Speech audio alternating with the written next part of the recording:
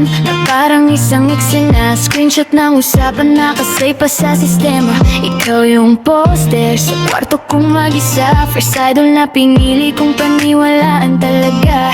Nakayuko kong pinanood kang tumaas habang ako yung tahimik na palakpak sa likod ng salamat. Di mo man ako kilala sa gitna ng sigaw, pero binuo mo ko sa bawat araw na magulot maginaw. Kahit sa dulo alam kung lilipas ka rin, para ka lang palabas na may next episode ulit. Kaya bago ko pindutin yung skip sa aking isip, may sasabihin ako bago kita pakawalan ng tahimik. Salamat sa walong buwan sa buhay ko.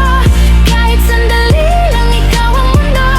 Ikaw ang first idol na handa kong iwan, pero di mawawala sa akin yung dahilan. Salamat sa pagpapasaya sa aking gabi, sa mga taong ako lang ang nakarinig bago ko bitawan lahat sa aking kamay. Salamat, salamat at pwede ko nang sabihin goodbye.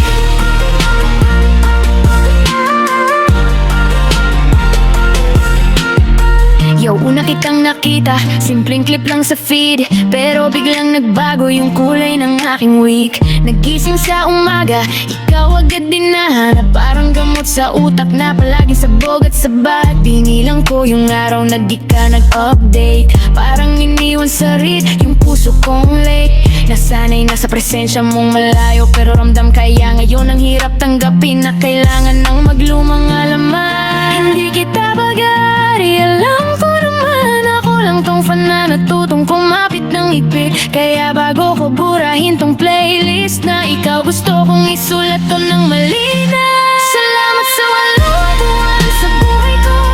Kahit sandali lang ikaw ang mundo.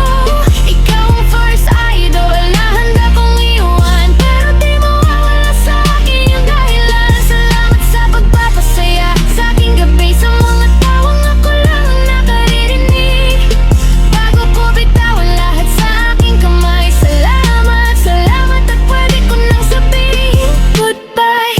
Kung sakaling marinig mo tong linya ko, di mo kailangan akong kilalanin, ayos lang to. Basta tandaan mo may isang taong gumaling dahil sa simpleng ngiti mong di mo alam na kumakapit sa dilim.